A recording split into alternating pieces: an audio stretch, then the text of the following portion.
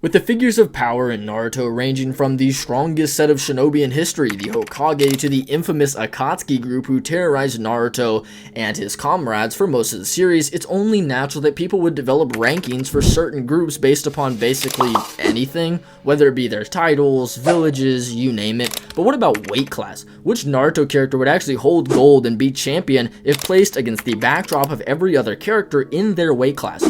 Who would be the #1 contender? Well, let's find out. Today I have my good buddy Sage with me, who will detail a brief summary of our structure, and then we could jump into the first division at Bantamweight. Hey, what's going on, guys? Glad to be on. Always good to cook with Virhtue. Cue Itachi cooking footage. That being said, yeah, so a couple stipulations here. First is we're going to be using the imperial system, so height and weight are going to be determined by feet, inches, and pounds. Second, the weight classes have to be different due to Naruto characters weighing much less generally. They're very, very small, so it's not going to be your typical UFC weight classes. You'll see that whenever we get that put on the screen. And then finally, the cutoff is when Jubito awakens, so chapter 638. We didn't want to include any like six paths characters or characters who benefit from a massive power creep towards the end. So basically that's going to be the cutoff. It might hurt a couple people, but it's going to make it a lot more fair for most of them. But yeah, I think we can go ahead and just jump into the first section. Well, I was going to say real quick, also, like you mentioned this too. Dude, the fattest semi is rolling past me. Let me redo that. Yeah, real quick, so to jump in, neither Naruto nor Sasuke will be included on this list, just because they get to a point where they start to take up every character, and let's be honest, we probably care more about these background characters anyway. Again, someone who doesn't have a 6-pass amp, like Minato, does get KCM2, which is just a large power creep, so characters like that will be excluded. Yeah. Now, opening up with the list naturally with the the bantamweight division, it's simply going to be under 100 pounds, and our main characters of discussion here are going to be Yagura, the 4th Mizukage, Chiyo, crippled Nagato, Onaki, Haku, Hinata, and Sakura. Now the winner here, in my opinion, is actually kind of clear when you think about it, and they benefit greatly from our chapter cutoff at like 638, where most of her scaling comes from this 630s, where she finally opens the seal for her Byakugo, which finally appears after all the chakra has finally reached a certain threshold, and now she's actually standing back to back with the EMS Naruto and KCM 1.5 Sasuke. Even whenever they're in base, they're like rivaling these like Ten Tails monster goons, and she literally, with just the seal being there, not even being active, literally one-shots 50 of them with one punch, which is just kind of showing how strong she is here. I know you pushed a bit of a Sakura agenda, so you want to touch on why she's definitely the champion and maybe who our #1 contender would be? Yeah, so Sakura is just outright stated and shown to be relative to, if not slightly above, KCM 1.5 or MKCM Naruto and early EMS Sasuke. This is undeniable. We have two separate statements, one from the data books and one from the fan books, which directly tell us that this is where she's at. And then also, like, just a prime example of this is whenever they're fighting the Jubi, like, split-off clone things, Naruto and Sasuke are, like, doing okay. Like, they're, like, damaging these things, knocking them around, all that stuff. But the moment that Sakura's seal is complete, she blasts one, like, hundreds of yards away. Naruto's immediate reaction to that is, I do not need to piss her off or she'll kill me.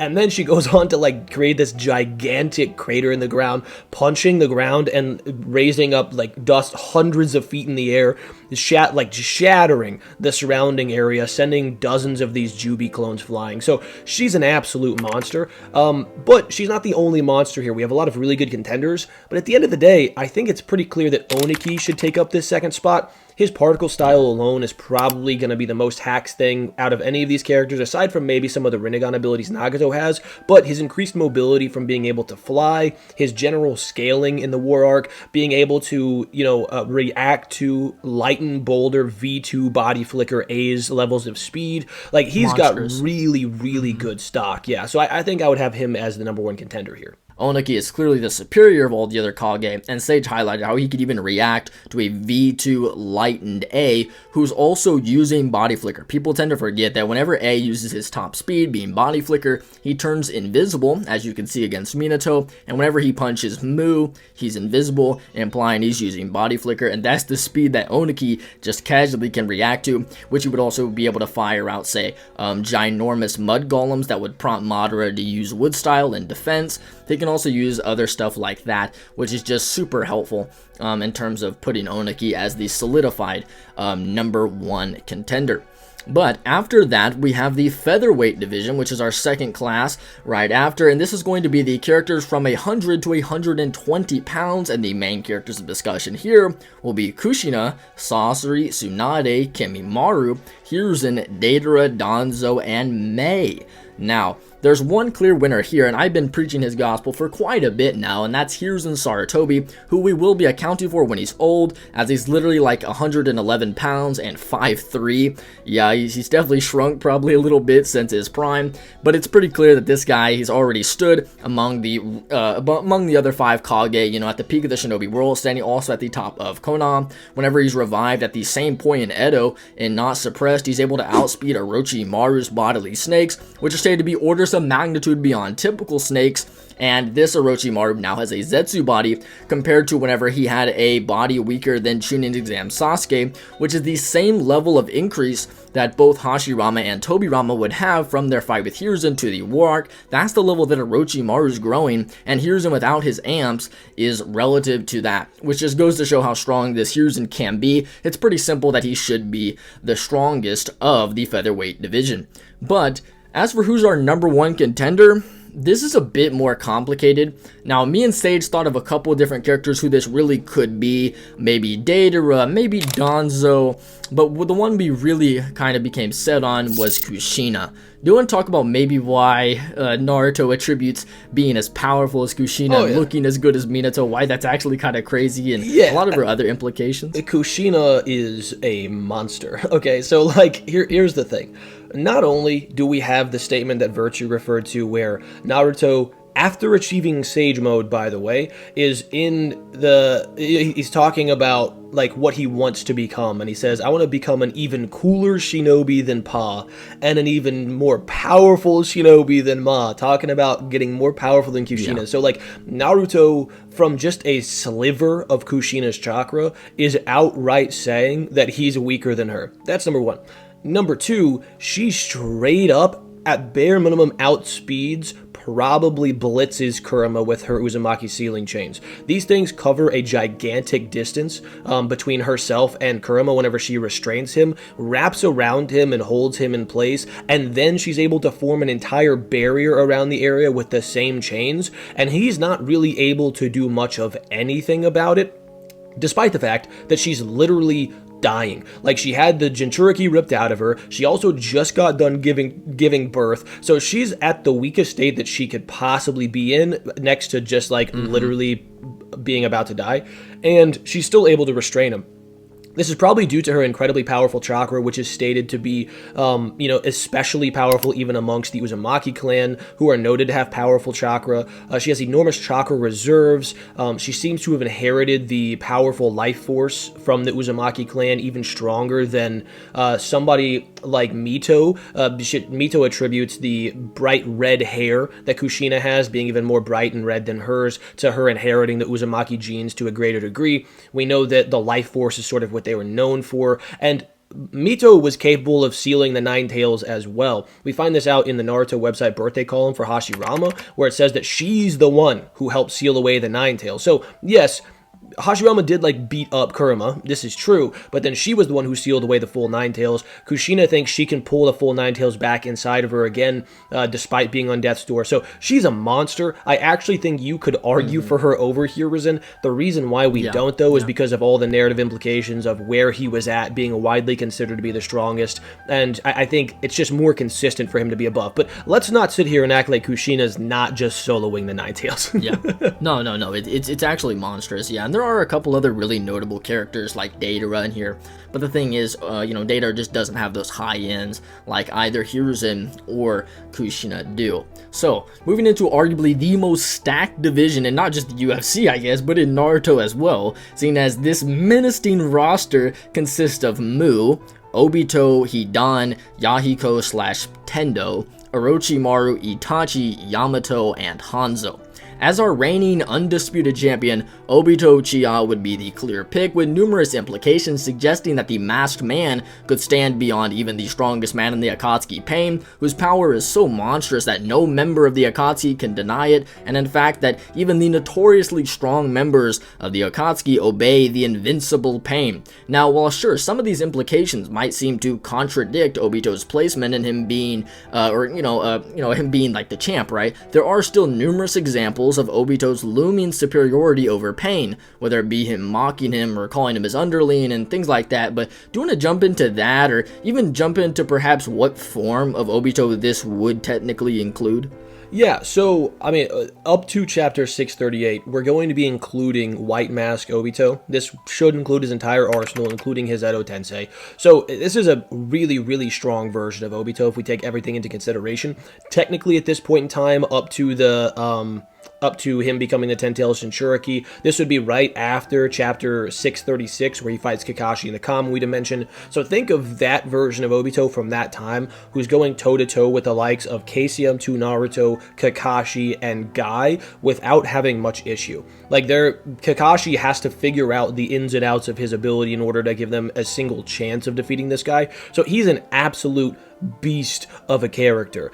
And while there are other really powerful characters in this tier, in this weight class, I don't think any of them really necessarily come close to him, with, I think, the number one contender having the best assertions being Itachi. Do you want to kind of talk about Itachi and sort of maybe some of his higher ends, where if you're generous, where we can get him, and why that doesn't even get him to Obito?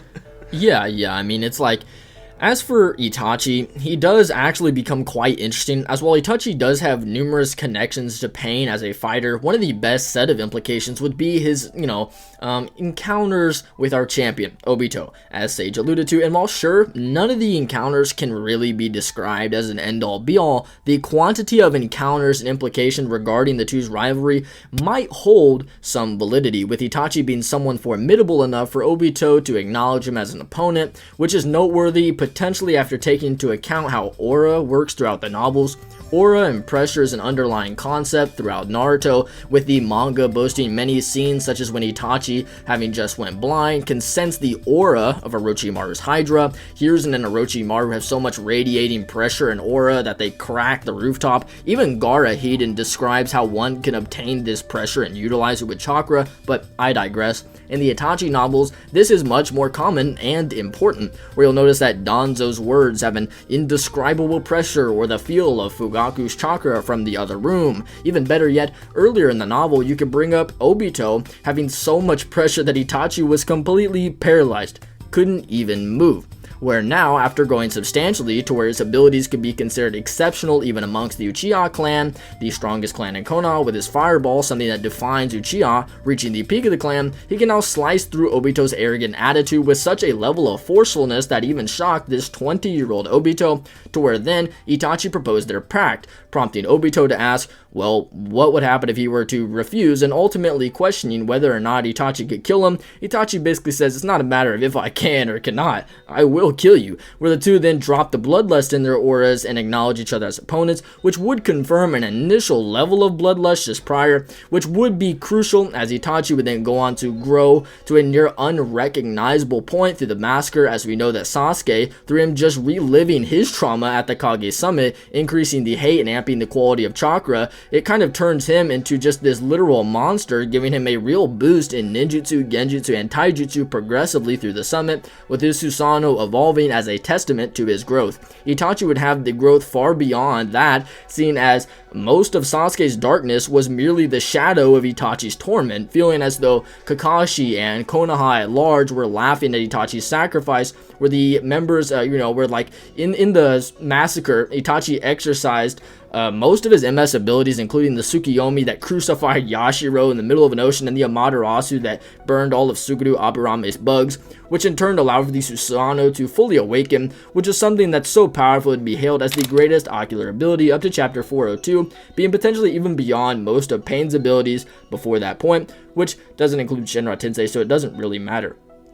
Point being is that all of this growth during their potentially just partially ambiguous rivalry could be the reason as to why Obito states that if Itachi knew everything about him, he'd be dead. The Storm Generations game with supposed canon cutscenes for the anime takes us further, with Itachi claiming that, or Obito claiming that Itachi just had no worthy opponents at all. Another supplementary piece of media that kind of highlights this is the Naruto Road to Ninja movie, which Kishimoto actually had complete authority over and even drew a little manga for it in Naruto Box Set 3, which is almost always canon material, such as when the Shinobi mini guide came out in Box Set 1, which is essentially just part of the first fan book. The movie has a manga canon guide, like the Road to Ninja guide, things like that. You get the point. In this movie, Obito basically just concedes that Itachi could set him on fire if he put his mind to it, and that he's basically a nuisance in every reality. Itachi at full power might also be able to scale to like his Edo Tensei feats, stuff like that, just more stuff that helps solidify him above a Tendo Pain, who we've highlighted previously would definitely be below even like an Orange Mask Obito, but if you want to touch on that maybe a bit more. If we go with Tendo, it's like Tendo by himself is getting body bagged by Itachi and Obito. You know what I mean? Like, it's, even though he might have more output than either of them, like Tendo by himself, the Chaotic Shinra Tensei, the, Chibaku Tensei, those things should allow for him to put out more energy, like wider scale damage, all of that stuff. But he's getting one tap by the Totsuka Blade, right? Like, I don't think we should really argue with that. Amaterasu is going to be a huge issue within the 5-second cooldown. Itachi's smart enough to figure it out. Obito should just be able to teleport him into Kamui. There's no summoning path involved in this. It's just Tendo by himself. So it's like, even if you think he has higher output, it's just, we're kind of doing this the same way that you would do contender lists in the UFC. So if he would lose to them, he's below them. But yeah, I mean, obviously Yamato doesn't have an argument. Orochimaru got body bagged by a younger Itachi. Not a lot else to go on here. Hidan, really. Now, that's basically all I really say for lightweight. But moving on to welterweight, we have probably our most awkward division. This is going to be from the weight ranges of 130 pounds to 140 pounds. And here we have Kakuzu, Fu, like as in Fu and Torne, and Fugaku. Now, in this section, neither me nor Sage found there to be a definite champion here, and perhaps this could be a time where you hand Kakuzu an interim title or something like that, because Fugaku's quite interesting in the sense that, like, Fugaku was incredibly talented. He's also stated to be, like, distinguished, even against the backdrop of the Uchiha clan's, like, complex history, I believe, which would imply that Fugaku would be one of the stronger Uchiha throughout the years. Likely not the strongest, but just, like, a level fitting to where he could be recognized, fitting with how, like, some shinobi of other nations knew him as the Wicked Eye, stuff like that. He's in line for the title of 4th Hokage, which would mean that Fugaku, who would basically already be standing at the top of Konoha by virtue of standing at the top of the strongest clan, might even be rivaling some of the other Kage throughout the world. But it's like, what can he do against Kakuzu? Like, Kakuzu's not that strong, but what is he gonna do to him? Do you wanna touch on this? Yeah, so we don't know what his MS abilities are. We know that the Boruto manga, or the Boruto anime rather, canonized his MS ability, or his MS rather. So we don't know what the abilities are, but we do know that he has them. We know that he probably got it during the Third Shinobi War, which means that he would have had them for at least a few years prior to, the Uchiha massacre. So I think it's reasonable to assume he probably has some level of Susanoo, even if it's just the rib cage. And on top of that, he's got some MS abilities. Basically every MS ability we know of is broken. And by the way, think of every character in the series who gets a nickname, right? Copy Ninja, the Yellow Flash, Sanin, just everybody, the Professor, right? Literally every single person who gets some kind of crazy nickname, Scourge of the Mist, the Ghost of the Uchiha. They're all cracked. Like, they're all really strong. So it's like, I know it's not the best argument to make, like, oh, nickname scaling, that's what we're doing. God of Shinobi. Like, literally just go through every character who gets some kind of like widespread nickname, Shisui the Teleporter, they're all really powerful. So I think it's worth noting that like he gained some crazy nickname, one of the sickest ones in the series, by the way, for his exploits in the Third War, and the Sorcery of the Red Sand. You know, like you just go through all of them. So he has to be strong, for sure. right? He just has to be strong. Now, in order to assume that he beats Kakuzu, we do kind of have to assume that these MS abilities are going to be effective in taking Kakuzu down.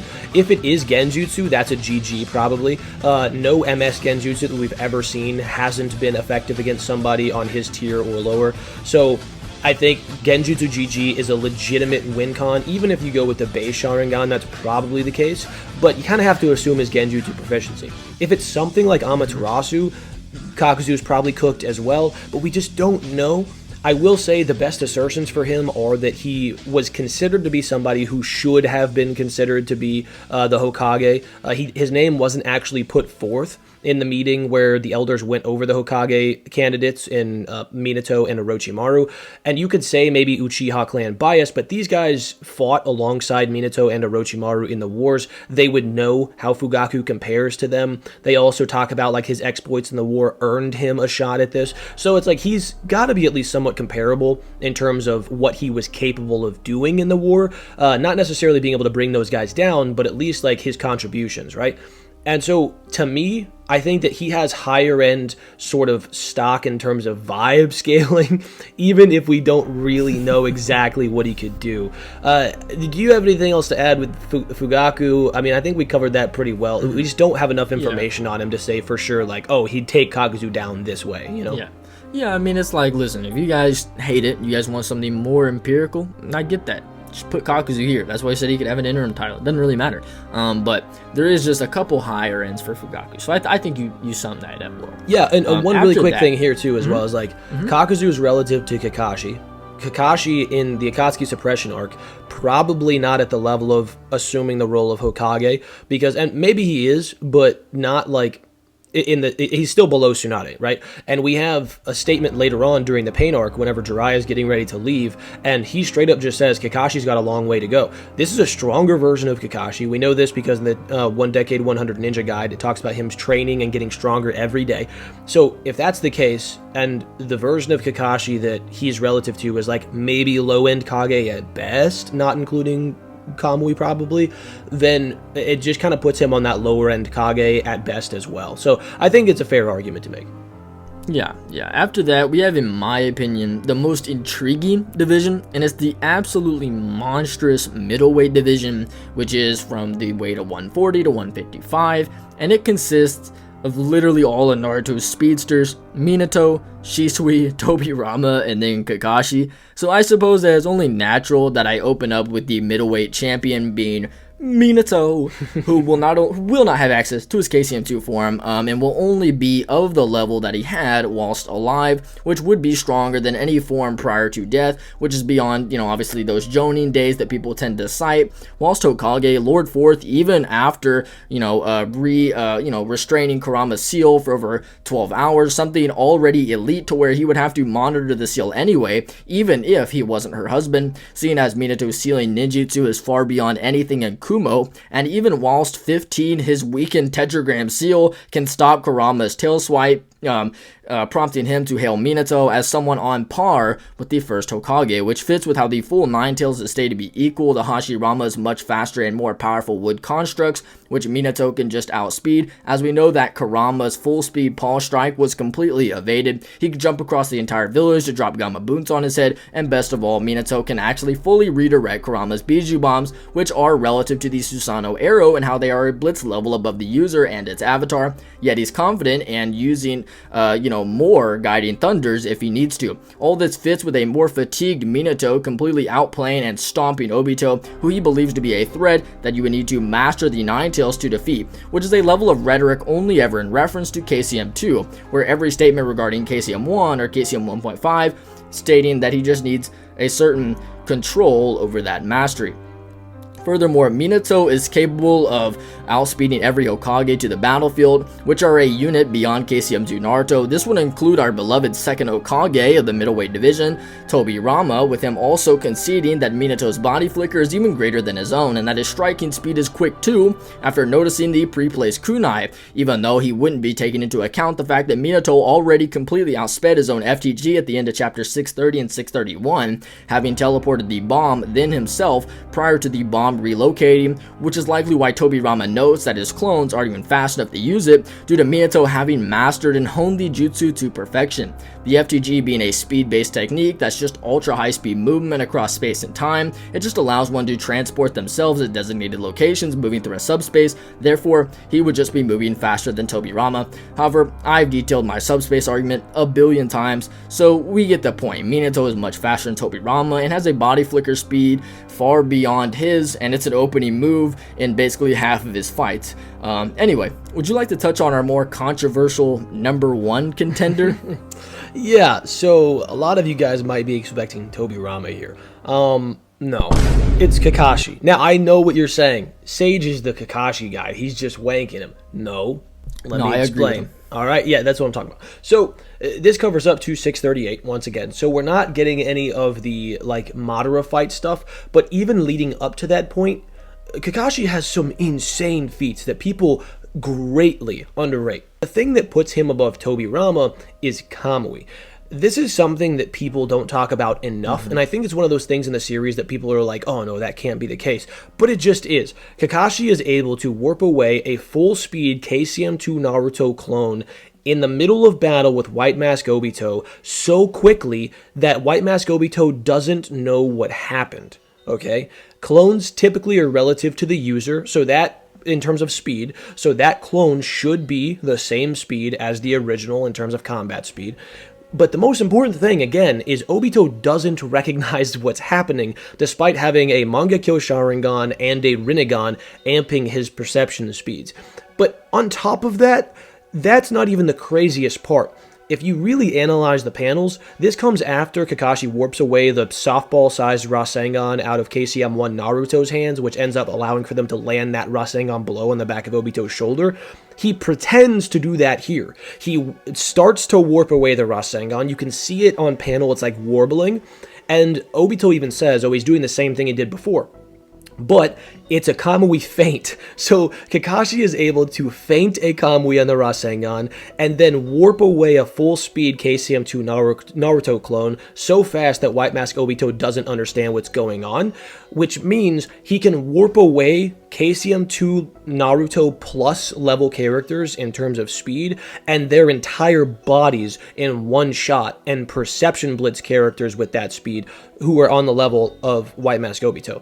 That being said, we don't have a high end for Tobirama that gets him there. There is nothing in the series that suggests that he is, in terms of reaction speed, significantly above the likes of a Blitz tier above KCM2 Naruto, a Perception Blitz tier above Rinnegan Obito. There's nothing that gets him there. Some people might point to the Jubito stuff, but the distance at which he reacts and how much he like moves his hand is nowhere near enough to defend the idea that he's a Blitz tier above the perception of White Mask Obito. So I actually think he would fall prey to the Kamui. I think that that's something that he wouldn't be able to defend against. And also, if we're just talking about how they would operate in a standard battle, it's far more likely that he doesn't, because like, he doesn't go into a battle like Minato and throw kunai around the battlefield with markings on them. He kind of just on the fly uses it in battle. So I think it's very unlikely that he would have markings around the battlefield to start,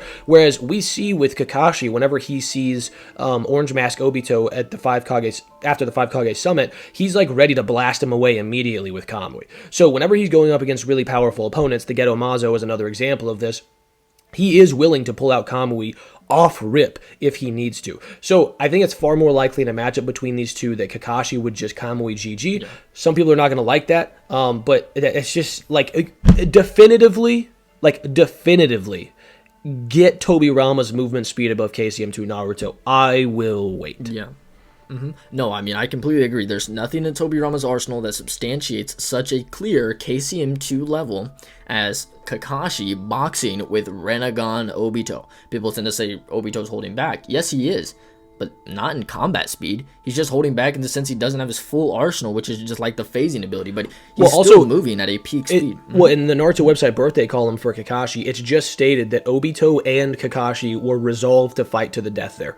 So there you go. And something else that people don't point out in regards to that is like, yeah, Obito definitely wanted that seal removed for sure, but that doesn't necessitate the idea that he's massively above Kakashi and holding back. All that necessitates is that he knew that the Raikiri would work, but he also tries to stab Kakashi at point blank range. He has every reason to remove Kakashi from the battlefield because he has nobody else on the battlefield who can counter Kamui aside from Kakashi, and he doesn't know he won't be able to phase while the Jubi Jinchuriki until he's the Jubi Jinchuriki. So it makes sense for him to try to take Kakashi out, especially when Kakashi has outright rejected his plan right before this. So everybody kind of like pump the brakes on they're not relative because Obito is holding back. It's like that's not what's supposed to be taken from that. Yeah. To touch on something you said earlier, and it's that Tobirama also doesn't naturally just use FTG. You have to turn him into Minato. You have to buy from, you have to spend from Minato's arsenal to get Tobirama to actually be super efficient. Yeah. All guides, the 1 Decade 100 Ninja guide implies that he's just like a water merchant. It does it actually on 2 separate occasions. Whenever he's revived, the second data book is what it says that like the water style is what he really boasted about. That was the monstrous ability that struck fear into the hearts of Konan, not his raw combat speed. We also know that this same Renegon Obito is able to react evenly with Edo Madara on numerous different occasions. So it's like, would Tobirama just be blitzing around Edo Madara?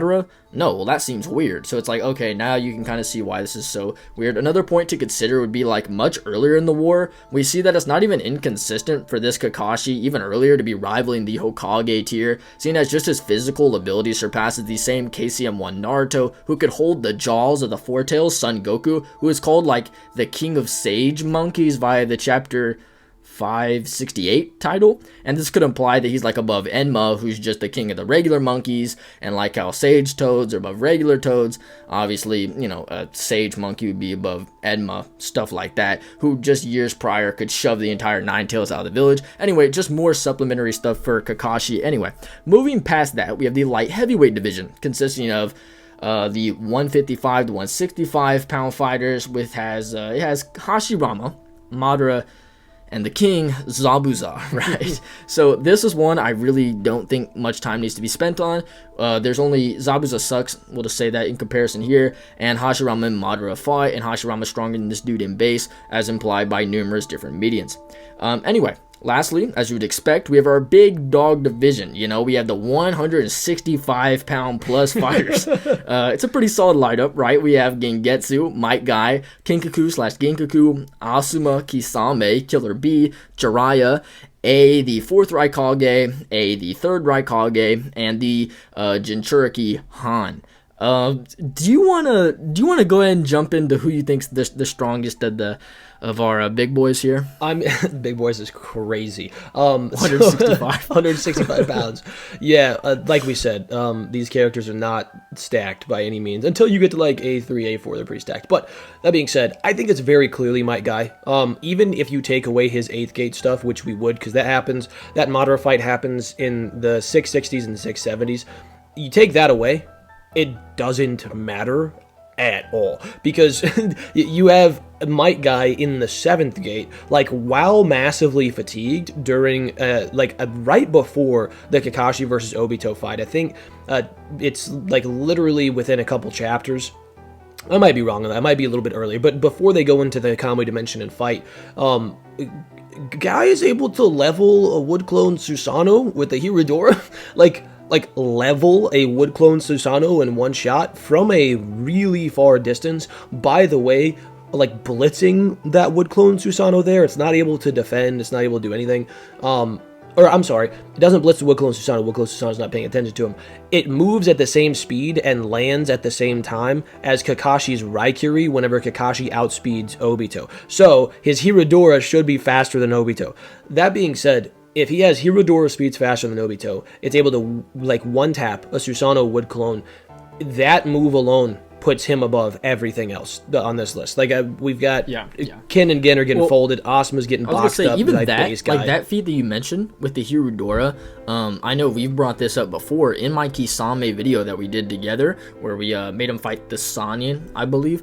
In that, we detail how the birthday columns note that Guy uses the Hirudora in response to Kisame. So it's not as though Kisame is the one reacting equally to that guy, but it's actually that this guy is at his weakest state throughout the war is already above Kisame, which would also prompt me to say that probably our #1 contender for this spot would be Gengetsu, the second Mizukage, who's actually probably the strongest of the old Kage. It sounds weird to say. It's either him or Mu, right? We know that Gengetsu's constantly able to outpace the third, whether it be whenever the third needs to move relatively and he has to have the lightning cloak active, or whenever we cut back from the Itachi Nagato fight and the third's getting just blasted by Tamari, and then Gengetsu's frustrated that Gaara and his platoon can't even like find out his abilities. He's like, oh my god, these guys. So it's like, it's pretty clear that Gengetsu would be the superior. He has, you know, the Steam Imp. All these are just pretty monstrous. So we've got Gengetsu coming in here. But anyway, yeah, that's the video. If you guys did have any contentions, perhaps you think that maybe Shisui is like actually the real speedster, or you think that Tobirama, for whatever reason, is just way above Minato or Kakashi. Maybe you think that Pain would beat White Mask Obito. I don't care. Anyway, let me know what you guys do think. Tell me why in the comments below. I do want to thank Sage for coming on this video. Do you have anything you want to say before we close? No, man, it's always a pleasure hopping on the video together. You and I have a video on my channel coming soon as well, so super excited for that. But yeah, thank you guys for watching all the way to the end. It's been in the works for a while, so you guys are really gonna like it. And if you guys like the video, make sure to like the video. It goes further than you guys know. Share with your friends, all that good stuff. But yeah, it's been a pleasure, dude. Yeah, said it all for me. All right, God bless you all. Love you guys.